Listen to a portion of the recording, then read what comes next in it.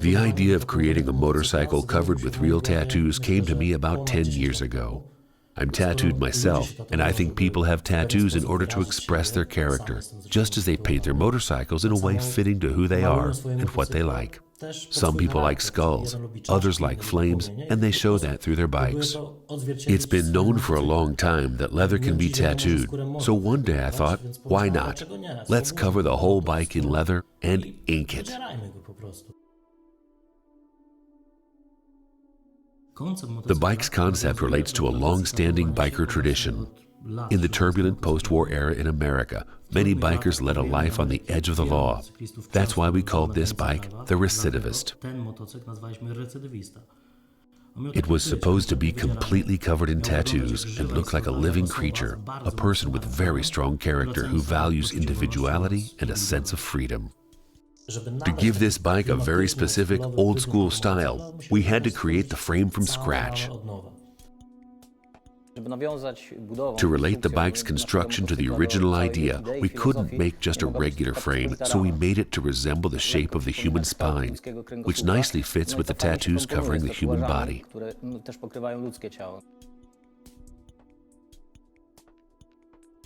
All these things then had to be fit into the design of the fuel tank. The challenge was to have a modern fuel injection engine with a computer, but have it still look like an old-school bike with a carburetor. We had to find a way to hide all the electronics, cables, computer, fuel pump, and everything else.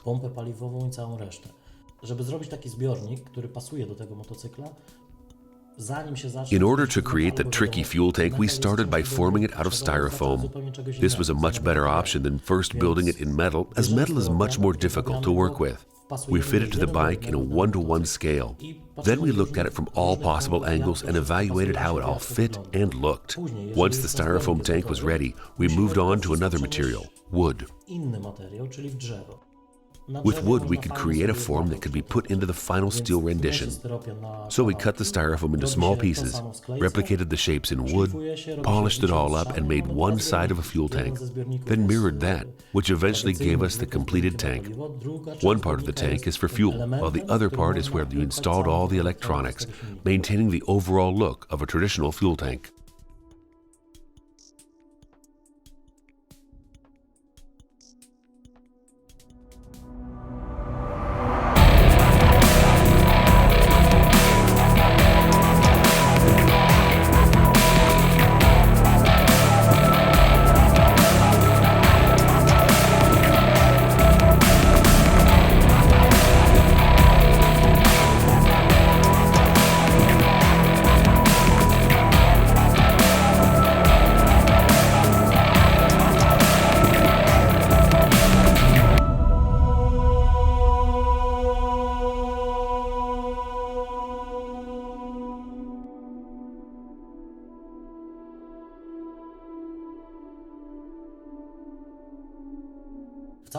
In the next stage, we covered the whole bike in elements related to the criminal underworld.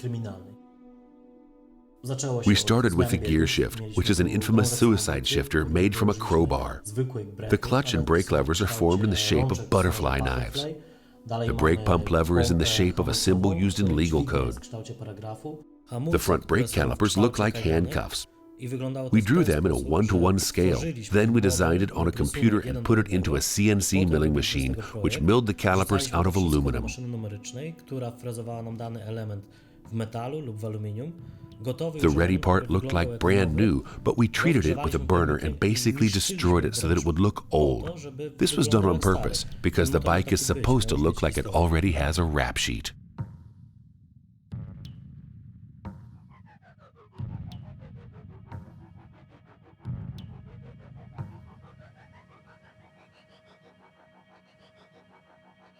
The bike's front suspension looks like a traditional old-school coil tattoo machine.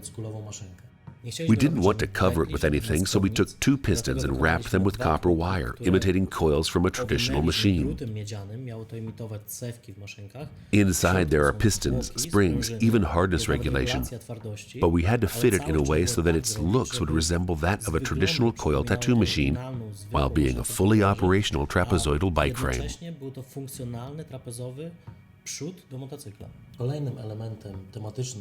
Other themed elements of this bike are the knuckle duster, which functions as the rear lamp, and the Kickstarter, which is in the shape of a bomb detonator. The icing on the cake is the exhaust pipe, which not only looks exactly like a Cheyenne brand tattoo machine, but also works the same way. The pipes contain tattooing needles, and when you start the bike, the exhaust fumes make the needles mimic those of a tattoo machine.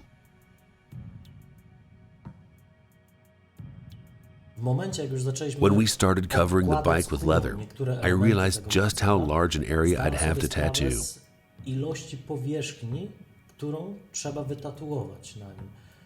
It would be impossible to be done by one person, so I invited two artists from two Polish tattoo studios and a representative from Cheyenne, which makes very modern, I'd say even futuristic tattoo machines.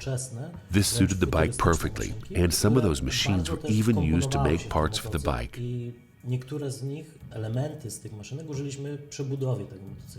When we heard about the idea of building a motorcycle that should combine the two worlds of tattooing and biking, we were directly interested in this project. And the fact that the bike will get tattoos on its leather skin made it perfect for us.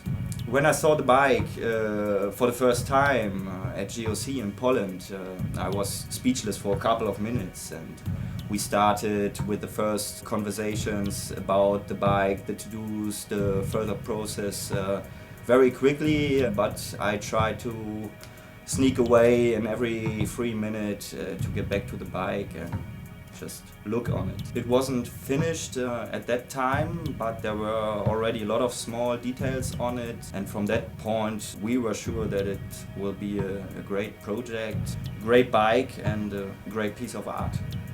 We are very proud to be part of the Cheyenne bike project, and we want to thank Game Over Cycles for giving us the chance to get involved.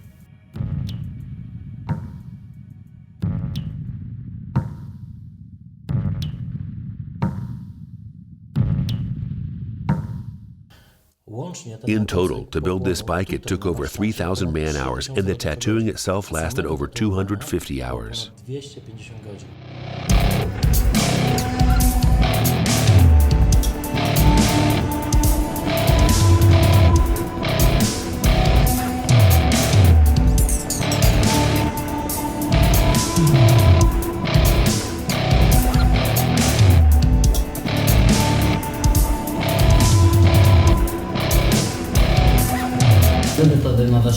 I like new challenges. I like to face things which at the start seem impossible or very difficult to do. And this project was that kind of challenge. Working on this bike was a cool experience and a learning process. Both of us complement each other on doing it together.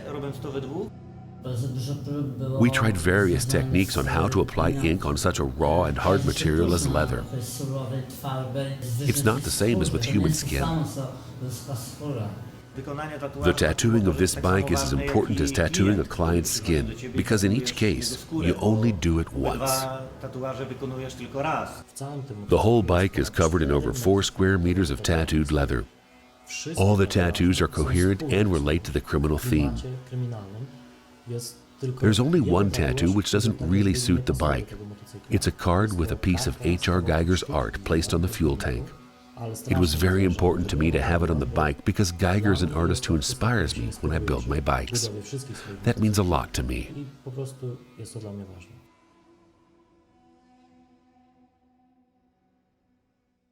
To stress the bike's uniqueness even more, we chose the prestigious tattoo convention in London as the location for its unveiling.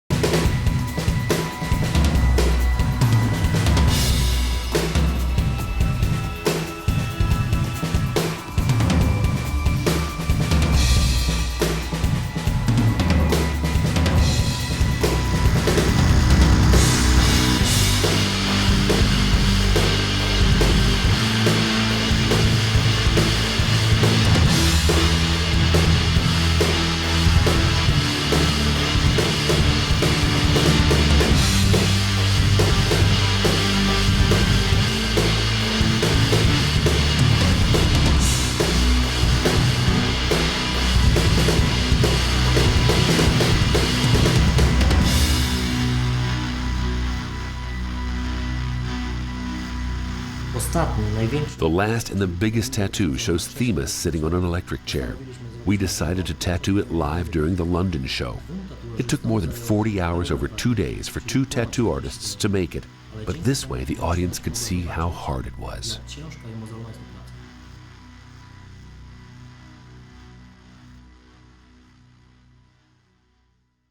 I'll tell a few words about the bike, but I think it would be the best to do it when you actually see it, so if I can ask Sasha and the guys to uncover it.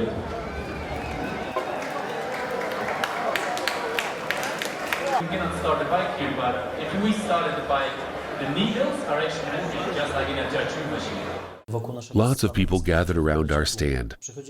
Event visitors, media reporters, even other tattoo artists who were doing tattoos during the event. Everybody was amazed. It was sort of a sensation. Of course, there were artists from all over the world and a large number of amazing tattoos, but a tattooed bike, being tattooed live on stage, this was the only one. Shortly after that, the buzz around the bike began. The press started writing about it. The bike got featured on the covers of Bike, Tattoo, and daily magazines all over the world.